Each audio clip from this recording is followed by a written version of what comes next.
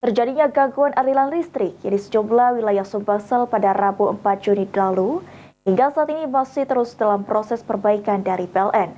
Atas kejadian ini, PJ Gubernur Sumatera Selatan Agus Fatoni yang ditemui dalam kegiatan Hari Lanjut Usia Nasional mengungkapkan belum terima laporan lengkap penyebab dari gangguan tersebut.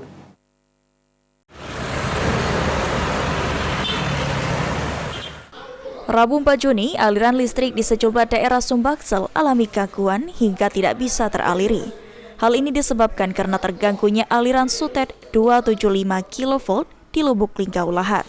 Atas kondisi ini, PLN telah menerjunkan ratusan personilnya guna melakukan perbaikan dan saat ini aliran listrik di Sumsel khususnya berangsur normal. Menyikapi terganggunya aliran listrik ini, PJ Gubernur Sumatera Selatan Agus Fatoni saat ditemui dalam peringatan Hari Lanjut Usia Nasional mengungkapkan belum menerima laporan lengkap penyebab dari gangguan tersebut dari PLN. Mendapatkan info lengkap dari PLN ya, sebaiknya ke PLN. Memang kemarin itu sih terjadi di Lampung, termasuk di Sumsel, termasuk Jambi. Tapi penyebabnya yang pasti tahu itu dari PLN, nanti PLN. Sementara itu, Ketua YLKI Sumsel Taufik Husni berharap supaya PLN dengan segera melakukan perbaikan jaringan yang alami gangguan, sehingga tidak terlalu banyak lagi kerugian yang dialami masyarakat.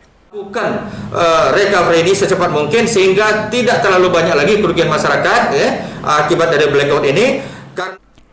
Taufik Husni juga meminta supaya PLN memperhatikan kondisi gardu induk untuk dilakukan perawatan.